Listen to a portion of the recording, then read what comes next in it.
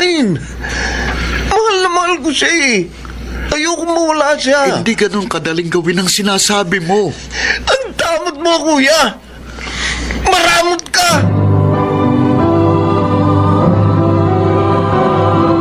Handog ng DZRH ang tula sa kanyang panahon. Ang magkakapatid ay dapat laging nagmamahalan at nag-uunawaan. Ngunit may pagkakataon na bumabangon sa kanila ang mga suliranin. Mga kaibigan, narito po ang naging karanasan ni Romnick at ng kanyang kapatid sa ating tulang sa kanyang panahon.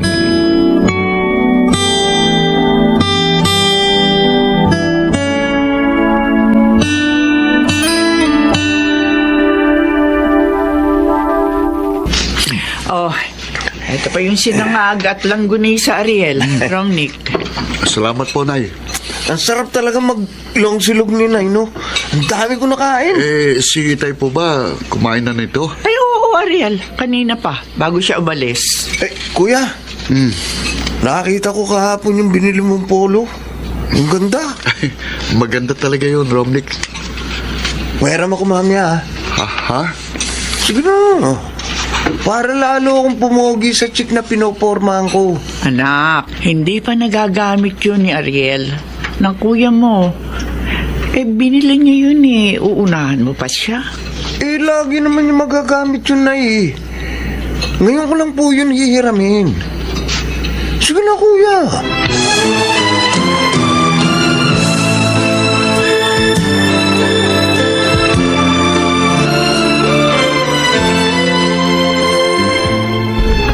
Flowers and chocolates for you, Nessie. Ang polong suot ni Romnick? Hindi ako maaaring magkamali. Yan ang gift ko kay... Bakit natitigilan ka, Nessie? Masyado ko bang nagagapuhan sa akin ngayon? Ano bang sinasabi mo, Romnick? Nagulat lang ako sa suot mong polo. Oh, ang ganda, di ba? Aha? Oo. Sabi ko na mapapansin mo ako dahil dito eh.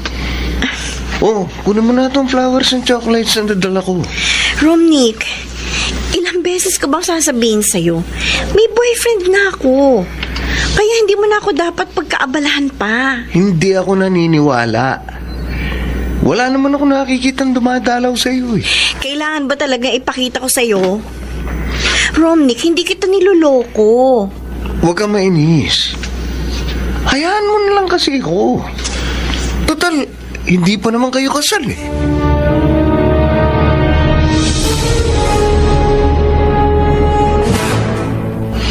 Sabi mo, pupunta ka dito kahapon. Bakit hindi ka dumating, Ariel? Dumating ako. Pero nakita kong pumasok dito ang kapatid ko. Kaya hindi na ako tumuloy. Kapatid ko palang sinasabi mong manliligaw mong makulit. Oh my God. Kapatid mo pala si Romnick? Kaya pala, suot niya yung polo na gift ko sa'yo. Hiniram niya kasi sa akin yun kahapon eh. Ayaw niyang maniwala na may boyfriend na ako eh. Siguro naman ngayon, kung sasabihin mo sa kanya na ikaw ang boyfriend ko, maniniwala na siya at titigil na siya sa panliligaw sa akin.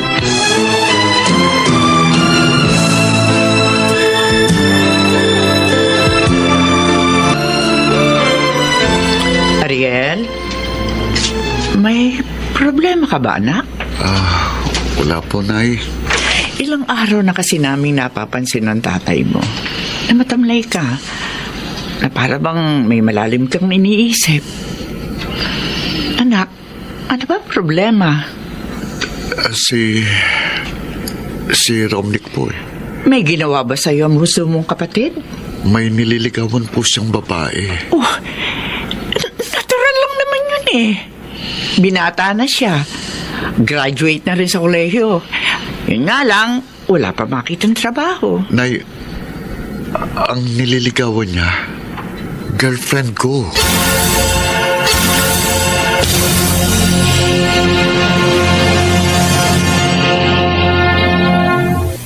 Nay, Tay, alis po muna ako. Oh, bihis na bihis ka.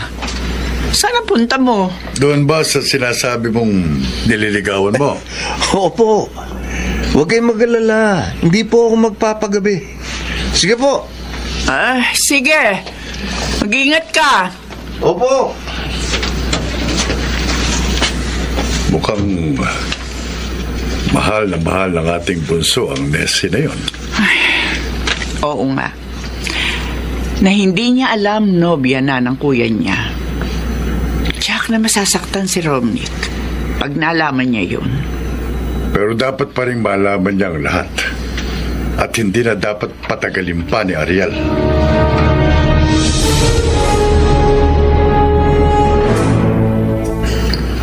Ano bang gusto mo sabihin sa akin, kuya? Mukhang seryoso yan, ah. Tungkol sa nililigawan mo. Kay Nessie?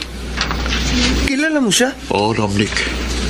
Dahil akong sinasabi niya sa'yo na boyfriend niya. Hindi. Kuya, hindi totoo yan. Sorry, Tol, pero totoo. Sinungaling ka. Siguro gusto mo ring manligaw sa kanya. Kaya mo sinasabi yan. Tol, Romnick, Tol, talagang boyfriend niya ako. Katunayan, regalo niya sa akin ang sinuot mong polo nung minsan dumalaw ko sa kanya. Ano? Oh, Kuya, hayaan mo na lang siya sa akin. Mahal na mahal ko siya eh. Ayoko mawala siya sa akin. hindi ganun kadaling gawin ang sinasabi mo. Ang damot mo, kuya. Maramot ka.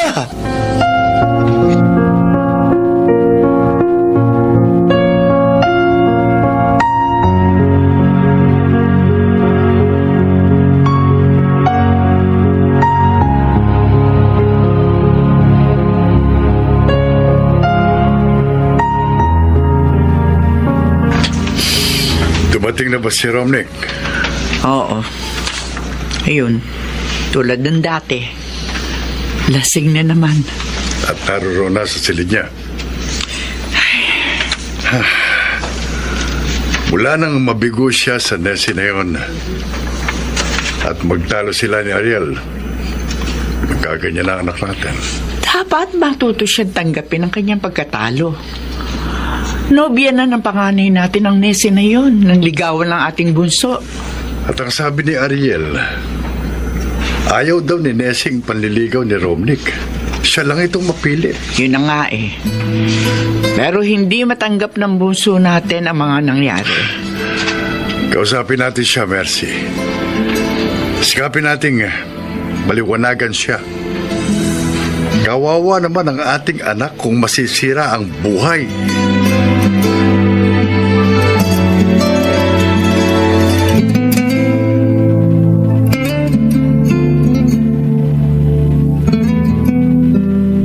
Romnick, kahapon, gabi ka na namang umuwi.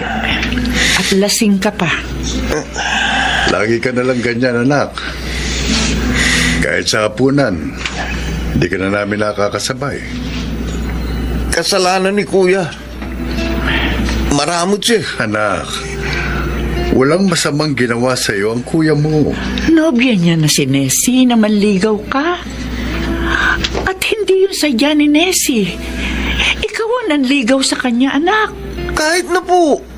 Dapat hinayaan na lang niya sa akin si Nessie. Dahil bunsong kapatid naman niya ako. Romnick, ang pag-ibig ay hindi tulad ng pagkain na maaaring ipamigay. Eh, Kahit ang puso, hindi rin maaaring hingin. Lalo na kung may ibang nagmamay-ari na nito. Hindi dahil madalas kang napagbibigyan. Eh sa lahat ng pagkakataon, ganun ang nangyayari, anak. Ibang usapin ang puso. ang hirap sa inyo eh. Kinakampihan niyo si kuya. Bakit, Inay? Ikay, ako na nga itong nasaktan. Kaya ako dapat yung kampihan. Papanigan ka namin, anak, kung tama ka. Pero hindi. Matuto ka naman sana umunawa, anak.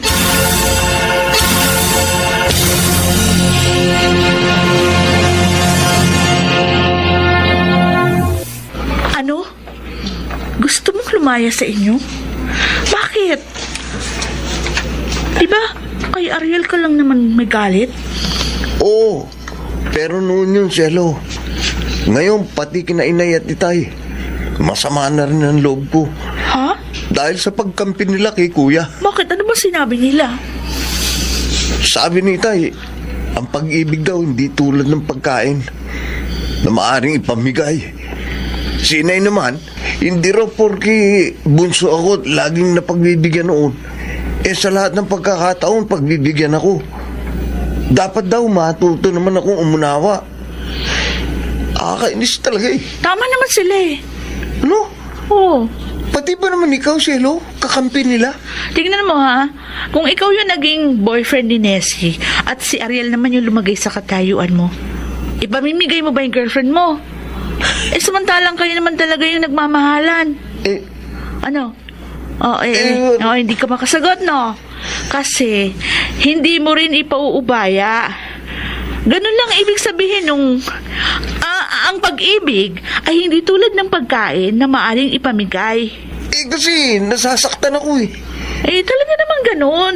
Kahit saan larangan, may nabibigo at nagtatagumpay. At nagkataong sa larangan ng pag-ibig na pinasok mo, nabigo ka.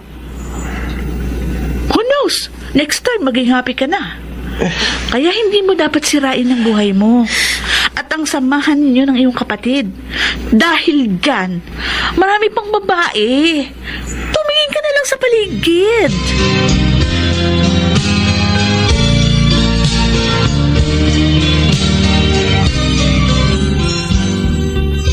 Romnick, pwede ba tayong mag-usap? Oo, kuya. Actually, gusto ko rin na magkausap tayo eh. Mula nang malaman mo tungkol sa amin ni Nessie, lagi ka nalang gabi kung umuwi at lagi pang lasing. Pero ngayon, hindi ako lasing. Ginabi ako dahil may interview ako sa isang call center na in-applyan ko. Ha? At sa awa ng Diyos, pumasa naman ako. Kung ganon, may trabaho ka na? Oo, kuya. Magagamit ko na ang kurso ko. Kuya, sorry ha. Nagalit ako sa'yo. Ganong mali ako. Romnick? Oo, kuya.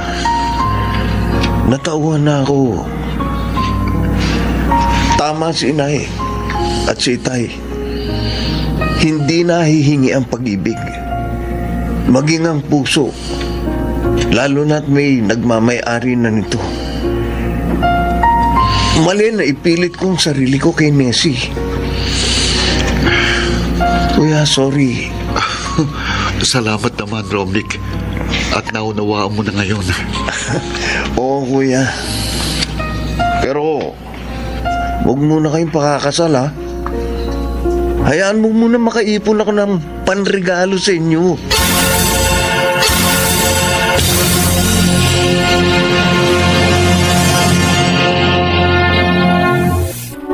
Kung minsan, ang mga kapusukan ng damdamin ay sumisira sa pagtitinginan ng magkapatid.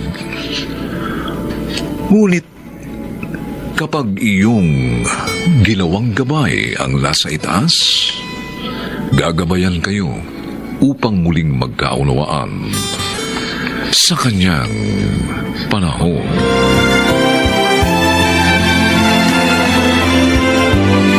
Mga nagsiganap: Lionel Benjamin, Phil Cruz, Susan Robles, Bobby Cruz, Chiquit del Carmen Amor, at Rosana Villegas. Special Sound Effects, Jerry Mutia. Technical Supervision, Eric Lucero at Bong Muyar. Musical Scoring, Buboy Salonga. Ang kasaysayang ito'y mula sa panulat ni Thelma Corporal Alcantara at sa pinagsamang direksyon ng inyong lingkod June Martin Legaspi at Bobby Cruz. Sa kanyang panahon.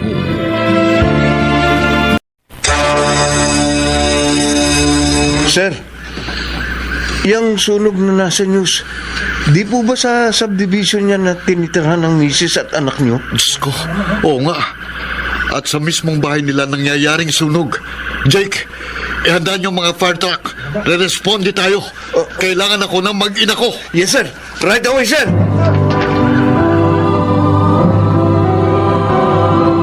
Handog ng DZRH ang tula sa kanyang panahon.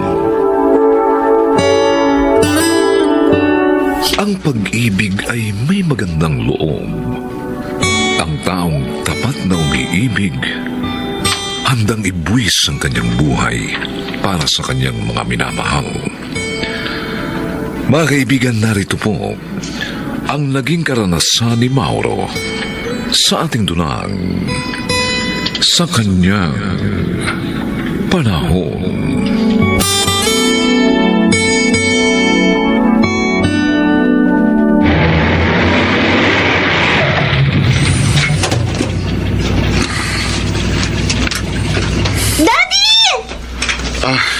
Oh, bakit? Meron ka pa bang inaasahan na magdadala ng bisikletang nirequest mo, ha? You did it, Daddy!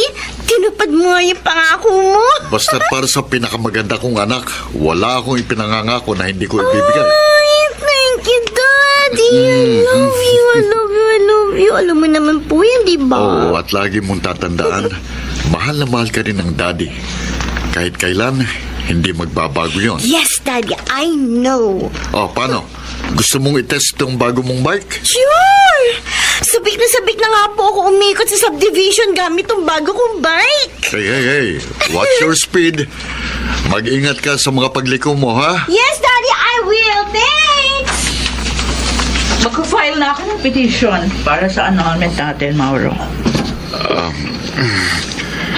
Nagpunta lang ako rito para ihatid ang bisikletang ipinangako ko kay Nikki. Palis na rin ako eh. Kailan mo kaya matatanggap na gusto ko nang makipaghiwalay sa'yo?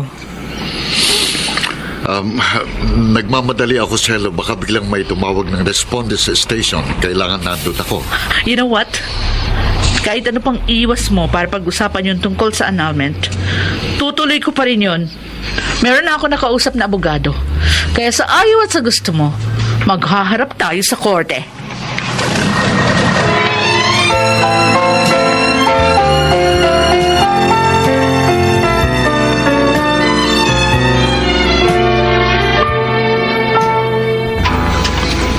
Ang hirap sa iyo, Violeta. Magkakaibigan tayo ni Cielo. Pero ayaw mo kaming tulungan. Baka nakakalimutan mo, Max. Kaibigan ko si Cielo. At sa tinagal-tagal na pagiging magkaibigan namin, naging kaibigan ko na rin si Mauro. Kaya ayoko maging part ng annulment nilang mag-asawa. May mga witnesses nang nakuha si Cielo. Kaya, as a psychologist, hindi na magiging mahirap sa iyo na mapatunayan ang psychological incapacity ni Mauro. Maglalabas ka lang ng psychological evaluation. And that's it. Nagagampanan ni Mauro yung fundamental marital obligations niya kay Cielo. Kaya hindi ko po pwedeng baligtarin yon. Idagdag mo pa ang pagiging isang mapagmahal niyang ama kay Nikki. Saksi ako sa lahat ng yun. Nagkataon lang na nagkainlabang ngayon ni Cielo. Kaya humantong sila ni Mauro sa ganyang problema. So, ang pinaka-solusyon na lang, ang mawala sa landas namin ni Cielo si Mauro. Oh, then, go! Do it! Max, iniisip mo pa lang? Ire-report na agad kita sa mga alagad ng batas.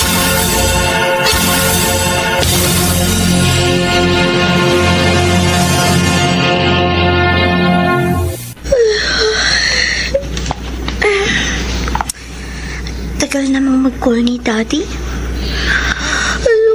Gusto na ako. Pag nakatulog ako, bahala siya. Hindi ko masasagot ang tawag na. Ang dami ko pa namang ikukwento sana sa kanya. Ay, naku, malulubat na palang cellphone ko. Teka, I-charge ko nga muna. Baka nga biglang mag-call si Daddy.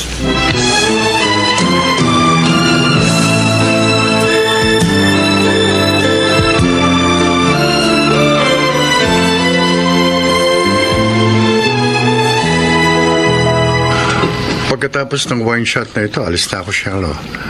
Kasi may meeting pa ako bukas ng umaga sa isang bagong project ng architectural firm. Malaking residential project yun, kaya malaking pera na ipapasok nun sa kumpanya. Okay. Tatawagan na lang kita sa itatakbo ng usapan namin ni Mauro tungkol sa annulment. Yung asawa mo naman, parang ipinanganak lang kahapon. Dapat niyang tanggapin na wala ka ng pagmamahal sa kanya. Kaya kahit na ano pang pakikipaglaban niya, hindi nagagana yung inyong pagsasama. Oh, Promise. Ako nang bahala kay Mauro, okay? sinabi mo eh. Sige ha, aalis na ako ha.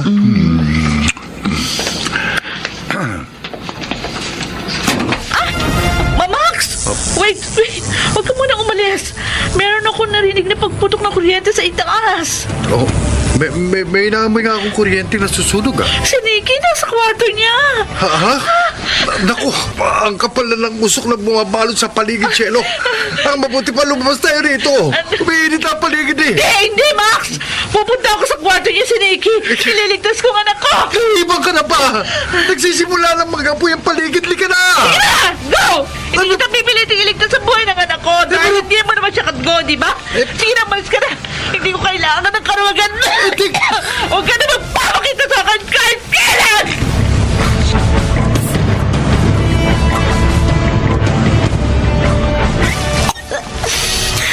Ano nangyayari? Bakit ang init ng paligid ng kwarto ko? Oh my God! Nag-aapoy ang kama ko! Nasusunog ang kwarto ko!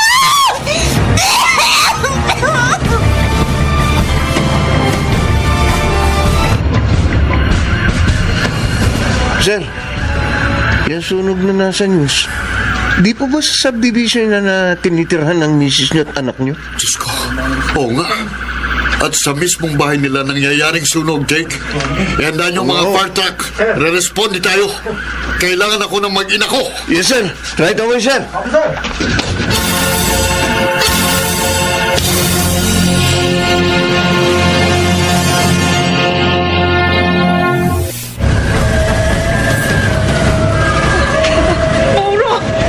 Mauro, si Nikki. Nasa loob ng kwarto niya. Hindi ko nagawang makapunta doon dahil sa kapal ng usok. Tinawagan mo ang cellphone niya. Walang sagot. Hindi siya sumasagot. Kaya lalo ako nag-alala sa nangyari sa kanya doon sa loob ng kwarto niya. Huwag kang mag-alala. Kilala ko si Nikki. Buo ang loob ng anak natin. Hindi siya basta-basta susuko ano man ang sitwasyon niya sa loob ng bahay. Mauro, ayoko mawala sa atin si Nikki. Hindi ko matatanggap yun. Hindi. Ihanda mo ang ating mga personal protective equipment. Papasok tayo sa loob. Yes, sir!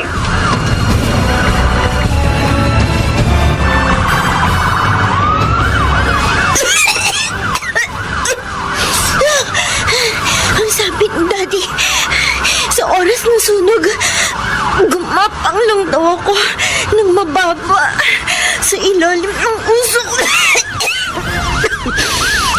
Yun ang gagawin ko hanggang makarating ako sa fire escape nitong bahay. Kailangan makalabas ako dito sa loob ng kwarto. Kailangan!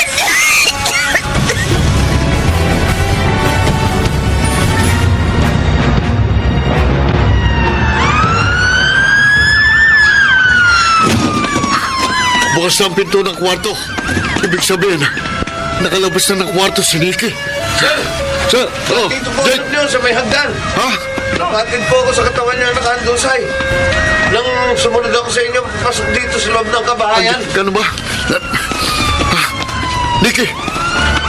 Halika. Jake, tulungan mo akong buhatin si Nikki. Kailangan nating makalabas dito. Lalo pang lumalakas ang apoy.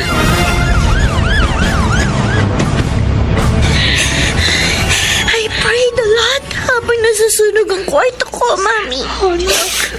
Sabi ko po sa Diyos, Gusto ko po kaya makasama ni Daddy hanggang sa matupad ko ang lahat ng pangarap ko. Mahal na mahal ko po kayo ni Daddy, Mami. Kahit sino sa inyong dalawa, ayoko mawala sa akin. Mahal na mahal ka rin namin ng daddy mo, anak. Ikaw ang pumupuno sa aming buhay.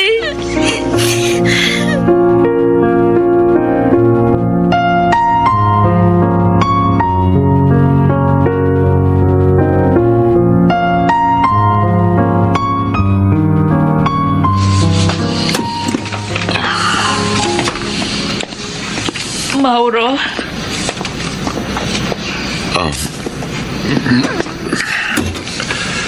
Siguro nga, kung natawagan ko si Nikki ng gabing yon, hindi niya makakatulugan ang cellphone niya na overcharged. Kaya di sana nangyaring sunog na yon. Marami rin kasi kaming respondent ng gabing yon. Kabi-kabi lang mga sunog. mabait ang Diyos. Hindi niya pinahintulutang mawala sa atin ang ating anak. Yung si Max, kahapon ko pa hindi nakikitang nakabuntot sa'yo. Pagkatapos niya kaming iwan ni Nicky sa nasusunog na bahay, sinabi ko sa kanya, wag na wag siya magpapakita sa akin kahit kailan. Ako, isa lang ang buhay ko. Pero handa kong ilaan yon sino man sa inyo ni Nicky ang nasa panganib.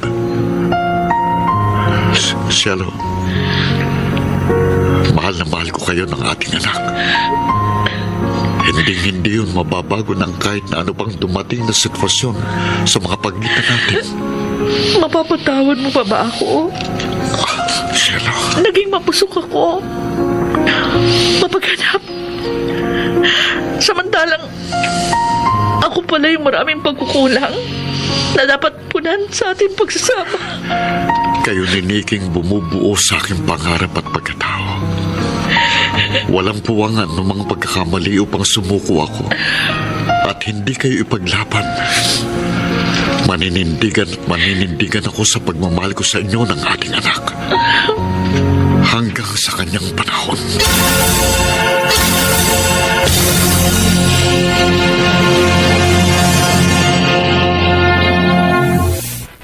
Ang kaligayahan ay nagmumula sa di makasariling mga interes at desisyon.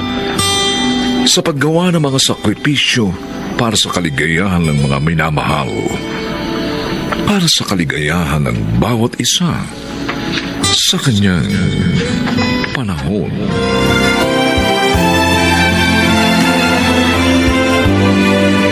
Mga nagsiganap, Phil Cruz, Lionel Benjamin, Bobby Cruz, Rosana Villegas, Chiquit del Carmen Amor, at Susan Robles. Special Sound Effects, Jerry Mutia. Technical Supervision, Eric Lucero at Bong Muyar. Musical Scoring, Buboy Salonga. Ang kasaysayang ito'y mula sa panulat ni Sel Barnum. At sa pinagsamang direksyon ng inyong lingkod, June Martin Legaspi at Bobby Cruz. Sa kanyang panahon. Sa halip na pagkasunduin niyo mga asawa niyo, dinaragdagan niyo pa ang gulo. Hindi ko naman kayo pinalaking basagulero. Hindi na pa talaga tayo magkakaroon ng Nay, bakit po? Nay, anong nangyayari sa inyo? Nay!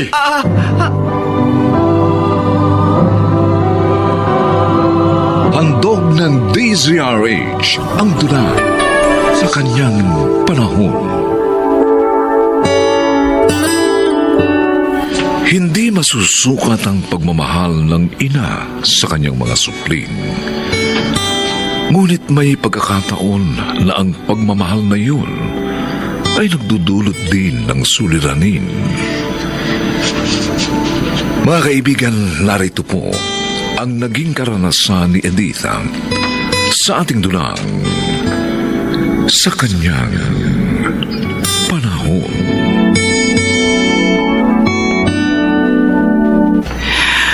Ano na naman ba nangyari sa inyo magkapatid?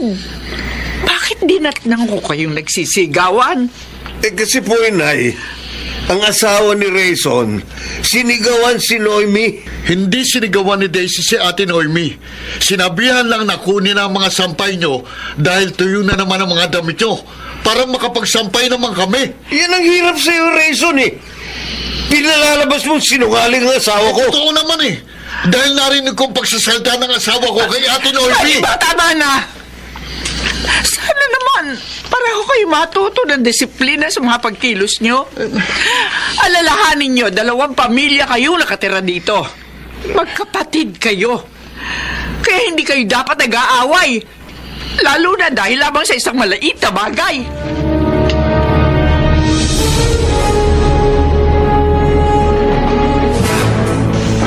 Jason, kanina nakita ko.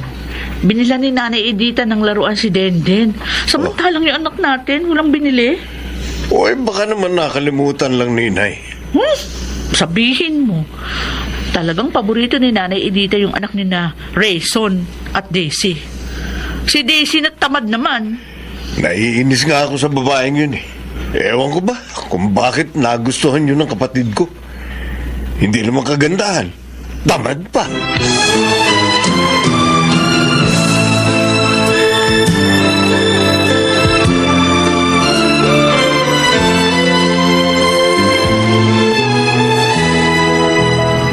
Kaya mo pala binili ang manika na yan para sa anak na Jason at Noemi.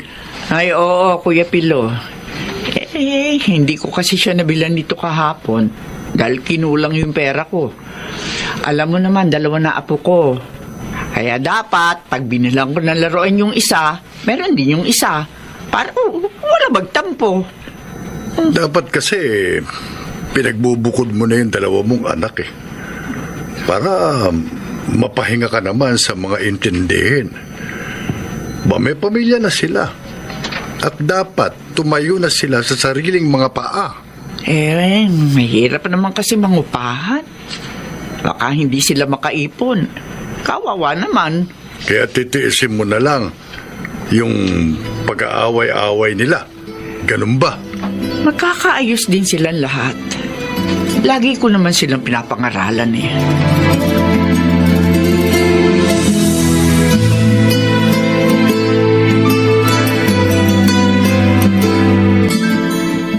Papasok ka na ba sa trabaho mo, Rayson? Oh, Daisy, Aga mo naman yata ngayon. mabuti na yun para hindi ako malate. Bakit ba? Linisin mo muna sana yung kalat ni Denden doon sa sala. Ano?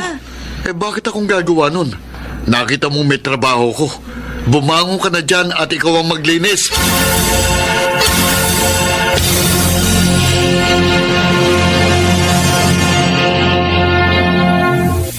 Daisy, ano ka ba naman?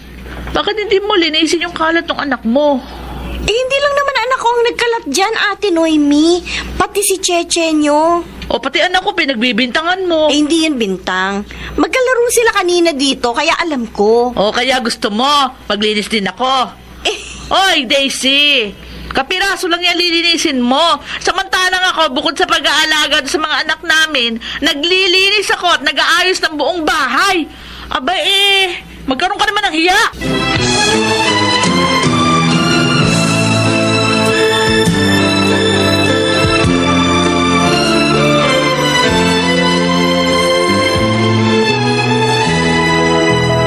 Ate Noemi! Ate Noemi, lumabas ka dyan sa kwarto nyo! Ate! Ba't ka ba nagsisisigaw, Rayson? Ba't mo sinisigawan ang asawa ko? Bastos ka! Mas bastos ang asawa mo. Siyang unang sumigaw sa asawa ko. Wala siyang karapatang gawin yun. Pati nang utusan si Daisy. Sobra ka magsalita. Kaya nagiging tamad si Daisy dahil kinukonsinti mo. At kaya naman nagiging akala mo kung sinong asawa mo dahil kinakampihan mo. Wala kang galang. Balik ko. Sinuntok mo ko. Ha? Akala mo hindi kita lalabanan. Walang yan! Ano ba kayo naman? Bakit kayo nagsusuntukan? Kasalanan ni na Rayson, Nay. Pinagtatanggol ko lang ang asawa ko sa asawa ni Kuya. Si Kuya una nanuntok na eh. Sa halip na pagkasundin niyo mga asawa niyo, dinaragdagan niyo pa ang gulo. Hindi ko naman kayo pinalaki ba sa gulero? Hindi naman talaga tayo magkakaroon ng Nay, bakit mo? Nay, ano nangyayari sa inyo? Hindi ako makainga.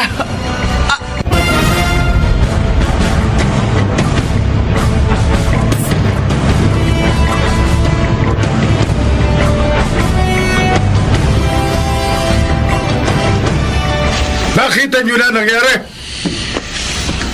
Dahil sa pag-aaway nyo, inatake sa puso ang nanay nyo. Mabuti na lamang naagapan siya ng mga doktor.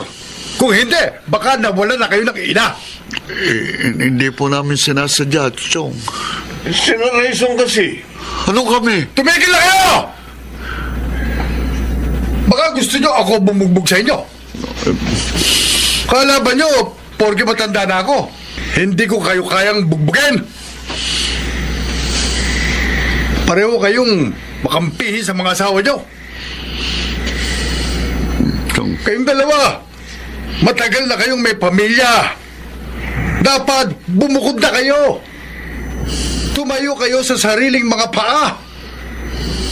Hindi nyo na dapat kinukonsume ang kapatid ko. Mula nang mabiyuda siya, kayo na lang ang inaasikaso niya. Pasayahin nyo naman siya. Ngayong matanda na siya, maawa naman kayo. Kailangan bang mawala siya para magbago kayo at matuto?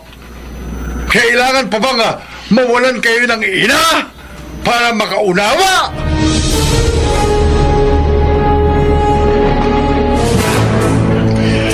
Rayson, bukas, alis na kami ng ate Noemi mo. ha? Saan kayo pupunta? Nakakita ako ng murang paupahan malapit sa pinapasokan ko. Kinuha ko na. At bukas nga, lilipat na kami doon. Tama si Chong Pilo. Malalaki na tayo at may pamilya na. Dapat, tumayo na tayo sa sarili nating mga paa. Dapat nga, pasayahin na lang natin si Inay. Kuya Jason, Sana, kalimutan na natin ang mga pinagtalunan natin noon. Pasensya ka na sa amin. pasensya na rin kayo, Kuya. Mali rin ako eh. Naging makampihin din ako sa asawa ko. Sorry, Kuya. Pareho lang naman tayong naging makampihin eh. Kaya tama lang na magsimula na ulit tayo.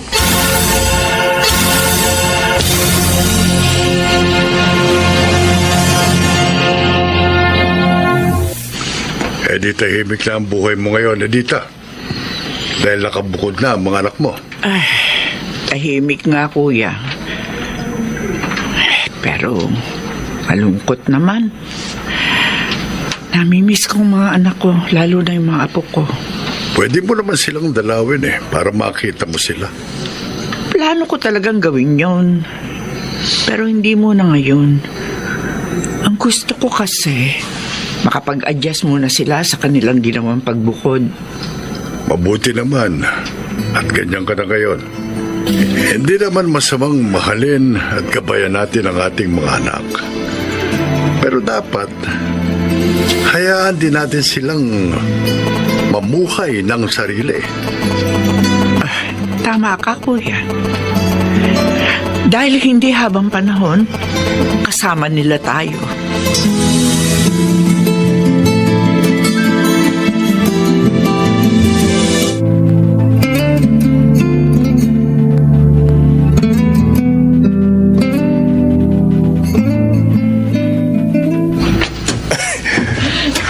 Nay, kumusta na ang pinakamamahal kong inay? Kumusta pa, Nay? Ako, Jason, Salamat naman, ninalaw niyo ako. Kasama din po nila kami ni Daisy, Nay. Nay! May dala po kami mga pagkain. Ibig niyong sabihin, dito kayong lahat kakain? Opo, Nay. Kasi po, mula nung bumukod kami ng bahay, hindi pa kayo dumadalaw sa amin eh. Kaya kami na po ang dumalaw sa inyo. O sa totoo lang, namiss ko ang ganitong magkakasama tayong lahat. Kami rin po, Nay. Kaya nga po, nagdala kami ng pagkain ngayon para mapagsaluhan natin lahat. Kaya nga po napag-usapan namin ni na Kuya na every Sunday, dito kami maghahapunan sa inyo. Totoo po yun, Nay. At kami naman po ni Daisy ang magluluto ng kakainin natin. Salamat! Salamat, mga anak! Masaya ako! Dahil ngayon, magkakasundo na kayo. Kami po ang dapat na magpasalamat sa inyo, Nay. Dahil pinagtiyagaan niyo po kaming lahat. Oo nga po, tama po si Daisy. Pinagtiyagaan niyo yung kaguluhan namin. Mga manugang ko. Mahal na mahal ko kayong lahat. Salamat po, Salamat Nay. po, Nay.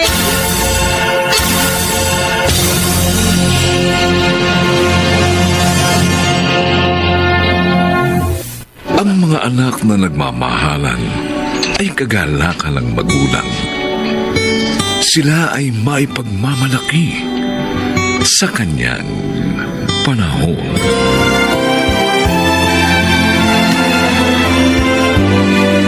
Mga nagsiganap: Susan Robles, Bobby Cruz, Lionel Benjamin, Phil Cruz, Rosana Villegas, at Chiquit del Carmen Amor.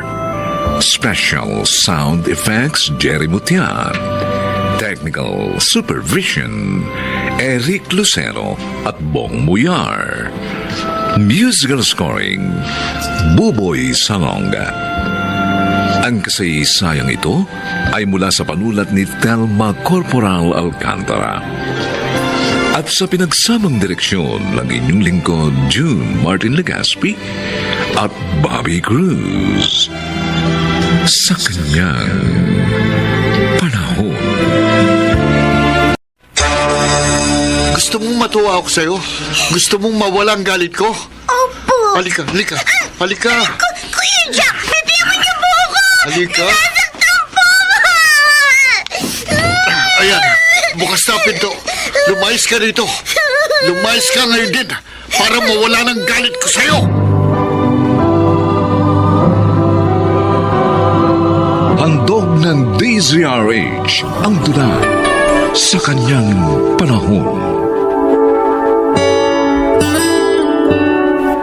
Ang selos ay maitutulad sa lason na sumisira hindi lamang sa dalawang nagmamahalan, kundi maging ng isang sambahayan. Paano nga ba malulutas ang ganitong suliranin? Mga kaibigan, pakinggan po natin ang naging karanasan ni Jack sa ating dulang sa kanyang panahon. Hindi, Mami, ayoko. Bakit ba kailangan dito tumirang batang yun? Jack, try to understand. Patay na ang nanay ni Candy at wala siyang kamag-anak na pwedeng kumupkup sa kanya. Friend nga lang ng nanay niyang nagdala sa kanya rito. Dapat sa bahay ampunan na lang siya dinala, hindi rito. Huwag ka namang ganyan, anak. Kawawa naman siya. Masyado kayong mabait. Bahala kayo. Kung gusto niyo siyang tanggapin, pero ako, hindi ko siya matatanggap. Hindi!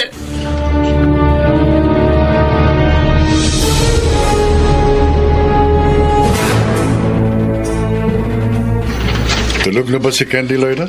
Oo, Michael. Matagal nga bago siya nakatulog eh. Nag-iiyak kasi. Naalala daw niyang nanay niya. Naawa nga ako. Tapos kahit ilang araw na siyang narito, hindi pa rin siya pinapansin ni Chuck. Hindi sanay si Jack na may kapatid. May kahati sa pagtingin natin. Pero naniniwala ako na matatanggap din niya ang anak mo balang araw. Dahil mabait at malambing na bata si Candy. Hindi mahirap mahalin. Maraming salamat sa pangunawa mo, Lloyda. Pinatawad mo ako noon nang matukso ko sa ibang babae. At ngayon naman, inunawa mo ang pagkupkup na kailangan kong gawin sa aking anak sa pagkakasala. Dahil mahal kita. At isa pa, tinupad mo naman ang pangako mo na magbabago. At sana, maging katulad mo rin ang ating anak.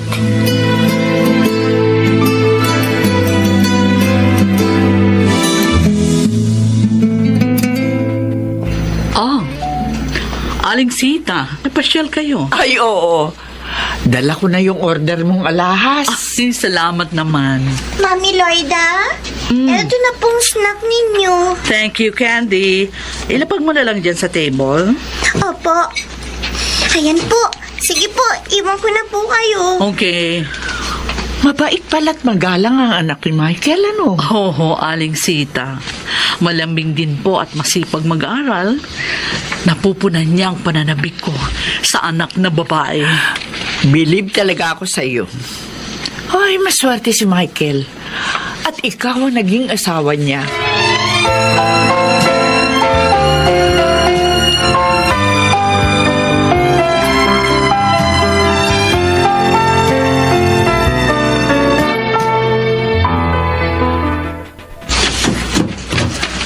Morning!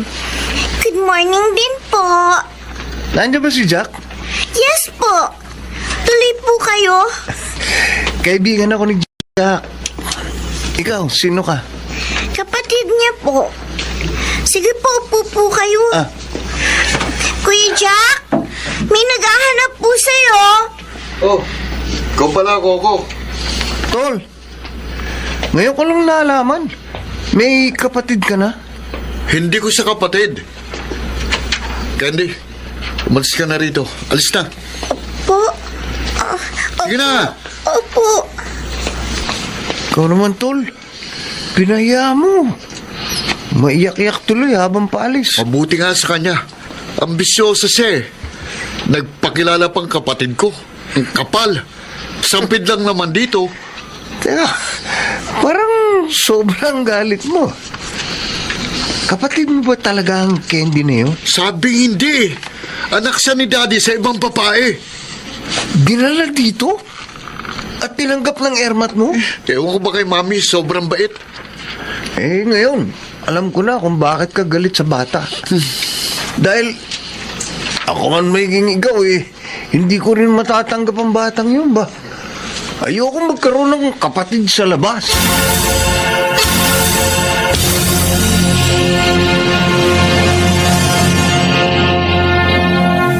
Talaga po, Daddy? Mamamasyal po tayo ngayon? Candy. Ipamimili namin kayo ng gamit ng Kuya Jack mo. Yes. Yes!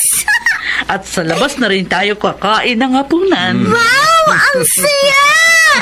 Daddy, Mami, tawag niyo raw ako. Oh yes, anak. Magbihis ka. Mamamasyal tayong lahat at kakain sa labas. Ayoko, Daddy. Kayo na lang. Pero bakit? Ipamimili ka namin ng mga damit mo. Ang gusto ko, kung mamamasyal tayo, tayo lang. Hindi kasama ang batang yan. Jack! Jack, kailan mo ba matatanggap na kapatid mo si Candy? Ako lang ang anak ninyo. At wala akong kapatid sa labas. Daddy! Sumusobra ka na. Nawawalan ka na ng paggalang sa pagsagot sa akin.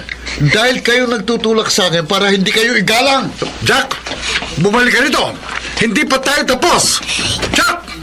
Galit pa rin po sa akin si Kuya Jack. Daddy! Michael, hayaan mo na lang si Jack. Tumuloy na tayo. Pakausapin ko na lang siya mamaya.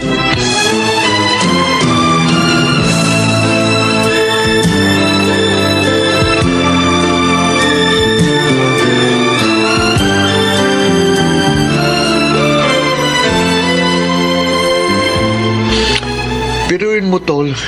Iniwan nila ako dahil sa batang yun. Nakakainis! Mas pinili na lang makasama sa pamamasalang visit na Candy na yun! Visit talaga! Tol, relax lang. Huwag mo sirain yung mesa namin ba? Galit ako, Coco. Inagaw na sa akin ni Candy na yon ang mamit daddy ko. Galit ako sa kanya. Uy, galit ka. Di palayasin mo.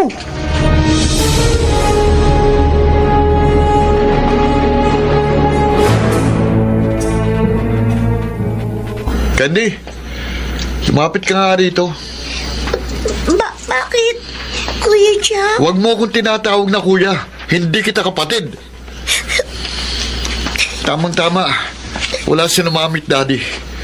Masasabi ko sa'yo lahat ng gusto kong sabihin. Alam mo ba kung bakit ayaw ko sa'yo? Ha? Dahil malandi ang nanay mo. Hindi po. Malandi siya. Inagaw niya ang daddy ko sa mami ko. At ngayon naman, inagaw mo ang mamit daddy ko sa akin. Pareho kayong mga agaw. Hindi po totoo yan, kuya. Gusto mong matuwa ako sa'yo, ha? Gusto mong mawalang galit ko? Ha? Opo. Halika. Kuya Jack, Dito. bitiwan niyo ako. Dito. Nasaktan pa ako. Yan. Bukas na pinto. Lumayas ka rito ngayon din para mawala ng galit ko sa'yo.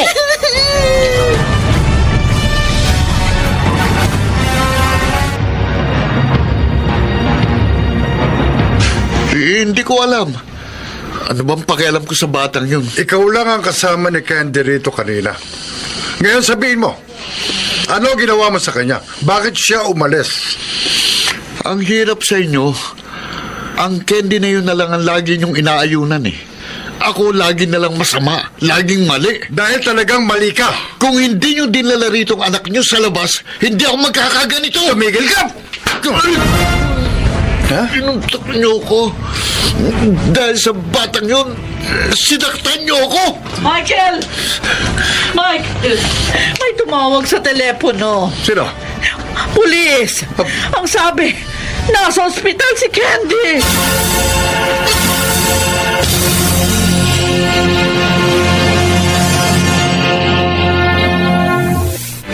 Diyos ko, patawarin niyo po ako. Kasalanan ko kaya napahamak si Candy. Kaya siya nasagasaan.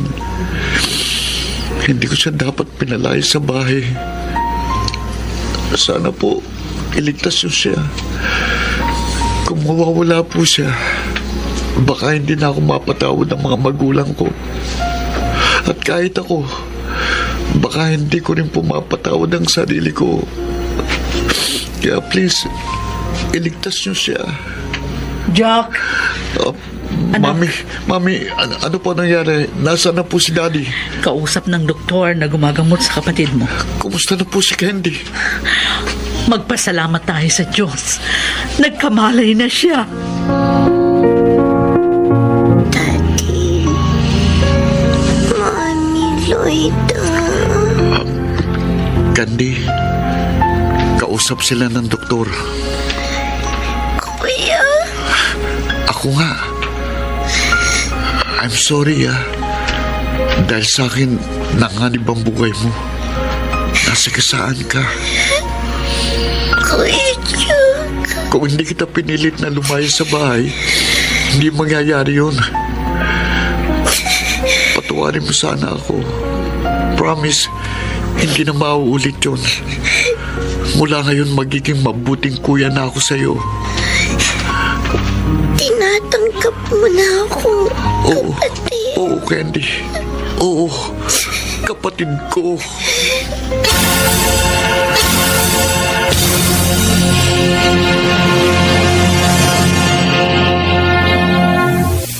May mga katotohanan ng buhay na sa simula'y mahirap tanggapin. Ngunit sa huli, ang hatid nito'y kaligayahan sa kanyang panahon.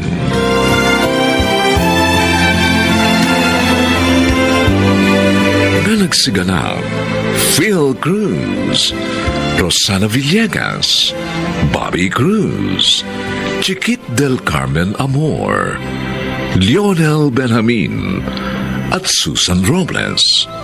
Special Sound Effects, Jerry Mutia. Technical Supervision, Eric Lucero at Bong Muyar. Musical Scoring, Buboy Salonga Ang kasaysayang ito'y mula sa panulat ni Thelma Corporal Alcantara at sa pinagsamang direksyon ng inyong lingkod June Martin Legaspi at Bobby Cruz. Sa kanyang panahon.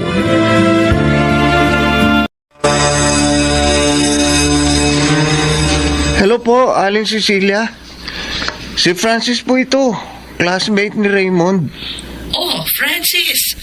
Bakit ka napatawag? Kasama niyo sa outing si Raymond, di ba? Opo, kaya lang, Ano? Kaya lang. Ano? namangka po sila ng iba naming kaklase. At sinamampalad po na lumubog ang sinakyan nilang bangka. Handog ng DZRH ang tula sa kanyang panahon. May mga taong madalas dumanas ng kabiguan. Ngunit ito kaya'y panghabang buhay? Mga kaibigan, narito po ang naging karanasan ni Cecilia sa ating dunang sa kanyang panahon.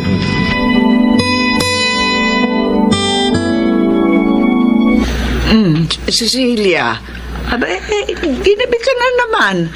Sabi mo wala kayong overtime ngayon. Pasensya na po, inay. Namasyal po kasi kami ni Raymond. Bakit madalas mo nang kasama lalaki niyo, ate? Sinagot mo na ba siya? Oo. Kahapon lang, Armando. Ano? Ay, anak naman. 17 taon ang tanda mo sa kanya. Tiyak na lulukuhin ka lang noon. Hindi naman. Tama si inay, ate. Kung yun ngang dalawang nauna mong nobyo na kasing edad mo, niloko ka eh. Lalo na yan. Dahil ang bata niyan eh. Tinulungan mo pa mga iyon. Oo, anong ginawa? Iniwang ka rin. Inay, iba si Raymond. Armando, naniniwala ako na hindi siya tulad ng mga lalaki na nanakit ng damdamin ko. Hindi nga siya humihingi ng kahit na anong pabor sa akin. At sa lahat ng lakad namin, laging siyang gumagastos. Ay naku ate, malamang pakitang tao lang yun. Huwag ka naman sanang ganyan. Huwag mo agad hatulan. Naniniwala ako hindi siya mapagsamantala sa mga kabiguan kong dinanas. Hindi ako nawawala ng pag-asa na matatagpuan ko rin ang tinakda para sa akin. At iniisip mo na si Raymond yon. Ano? Sana naman, bigyan niyo siya ng pagkakataon.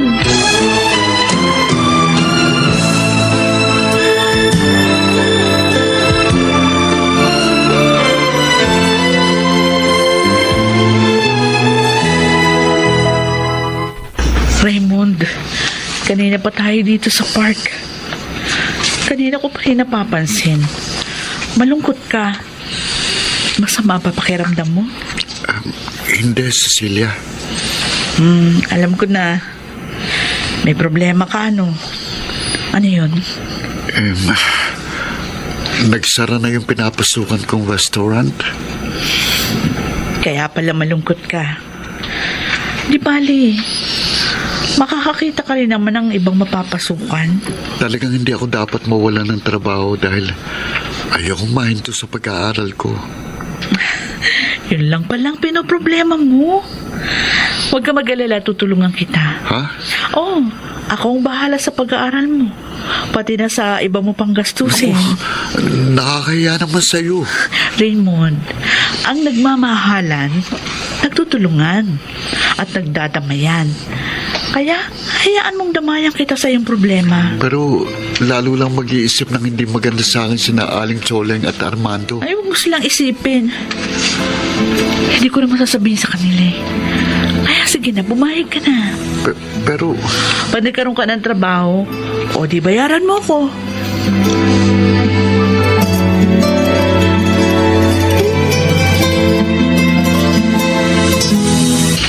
Tol, ibig mong sabihin, si Aling Cecilia na nagpapaaral sa'yo? oo, Francis, wala na kasi akong trabaho eh. At ayaw naman naming mahinto ako. Kaya pinag-aaral niya ako. Ang swerte mo naman. Iba na talaga pag may jowa na eh. Kahit matanda na, may stable job naman. Francis, kahit malaking tanda sa akin ni Cecilia, mahal ko siya. Hindi ko siya niloloko. Sigurado ka, Tol? Baka hindi ka na mabigyan ng anak mo. Ikaw rin. Mamahalin ko siya. Magkaanak man kami o hindi.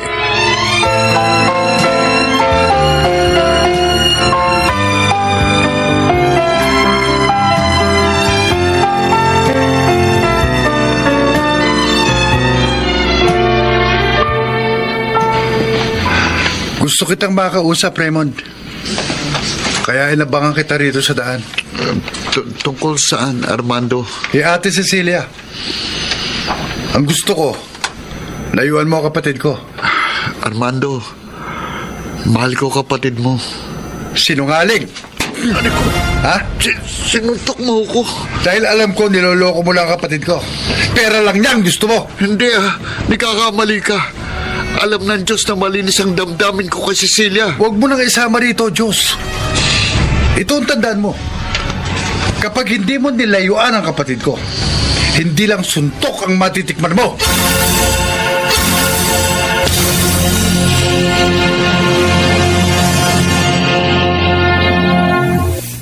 Bakit mo ginawa kay Raymond yun, Armando? Bakit? At nagsumbong pala sa yung lalaking yon. Nakita ko ang pasa niya. Natural! Aalamin ko ang dahilan doon. Kaya nalaman ko. O ngayon sumagot ka, bakit ginawa mo yon? Bakit, Armando? Sinaktan mo ba si Francis?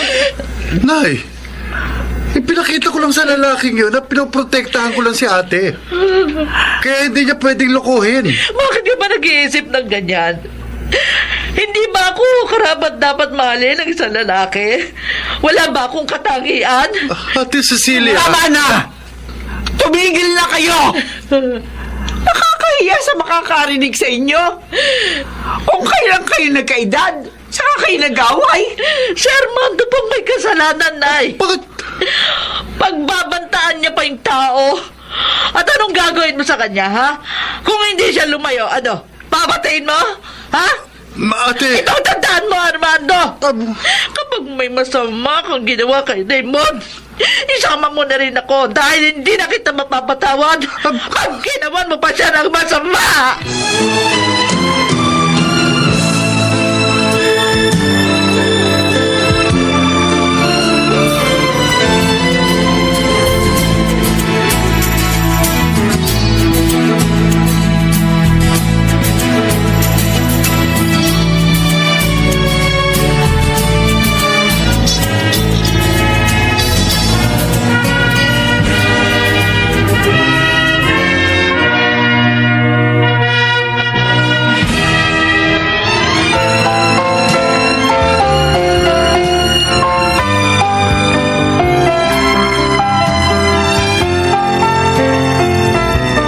Buti ka pa, Tol. Natanggap ka sa ina-applyan natin trabaho. At ang laki pa ng magiging sweldo mo. Oo makakahanap ka rin ng mapapasukan mo. Magtsaga ka lang at huwag kang mawala ng pag-asa. Matalino ka kasi. Tol, si Cecilia ang naging inspirasyon ko. 2 years na nga pala kayo, no? Ang bilis ng panahon. Oo nga Ngayon, graduate na tayo at magtatrabaho na ako. Ano na ngayon ang balak mo? Yayayain ko na siyang pakasal. Sure ka? Oo naman, noon pa. At masaya ako dahil matutupad ko na ang pangako ko sa kanya.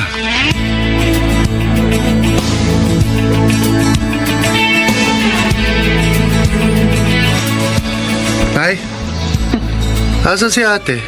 Wala naman siyang pasok ngayon sa office, Sabi ni Raymond, may aasikasuhin daw sila. Nag-aaral pa ba lalaking yun? Ay, sabi ng ate mo, graduate na. May trabaho ng araw. Buti naman, hindi pa niya iniiwan si ate. Alam mo anak, tingin ko ha, tapat talaga siya sa ate mo. Kaya hayaan na lamang natin siya. Ano nga malay natin? Baka nga si Raymond ang itinakda ng Diyos para sa iyong ate.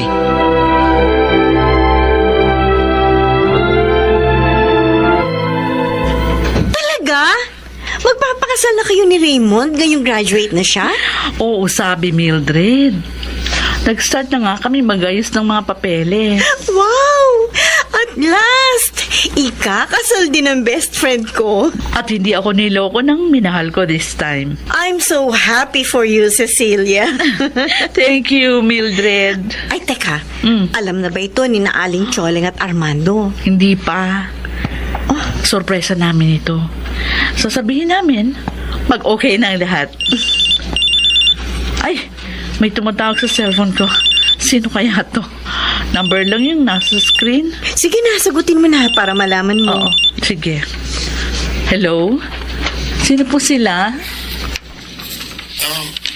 Hello po, Aling Cecilia. Si Francis po ito. Dating classmate ni Raymond. Oh, Francis. Bakit ka tumawag? Kasama niyo sa outing si Raymond, di ba? Opo. Kaya lang Kaya lang ano? namangga po sila ng iba naming kaklase. At sinamampalad po na lumubog ang sinakyan nilang bangka. Hindi. Hindi totoo ang sinasabi mo. Hindi totoo yan.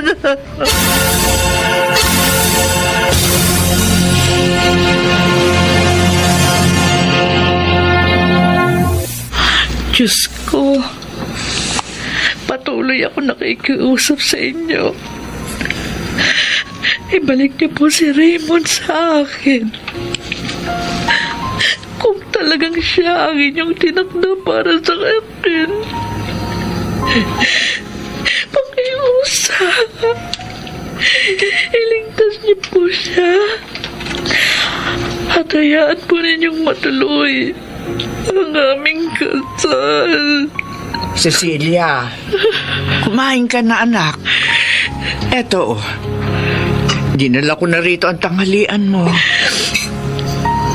Wala po akong ganang kumain. Cecilia, kagabi ka pa hindi kumakain. Iyak ka pa ng iyak. Nay. Ayan nga, oh. Magkamagana mga mata mo. Si Raymond, hindi siya maaaring mamatay. Pakakasal kami, Nay. Ano? Nakakasalang kanya? Opo. Nagsimula na nga kaming mag-ayos ng mga papeles para sa kasal namin. Kaya hindi siya maaaring mamatay. Oh, Diyos ko. Kung ganun pala, mali kami ni Armando sa hinala sa kanya. Nay! Nay! Ate Cecilia, may narinig akong balita sa radyo tungkol kay Raymond. Ano yun, Armando? Ano yung narinig mo?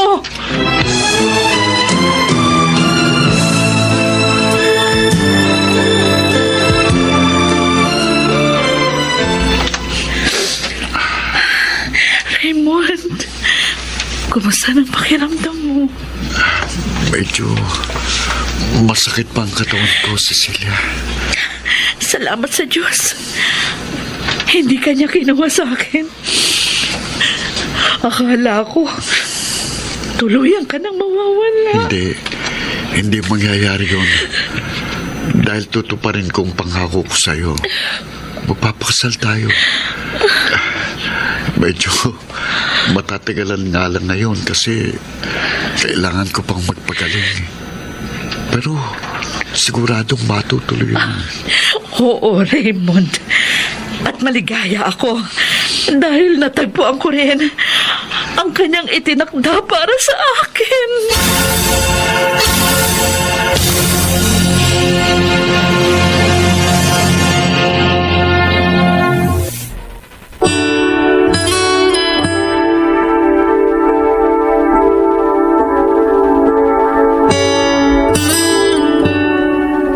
Kanyang dinirinig ang may malinis na puso. Pinapawi ang lumbay sa kanyang panahon.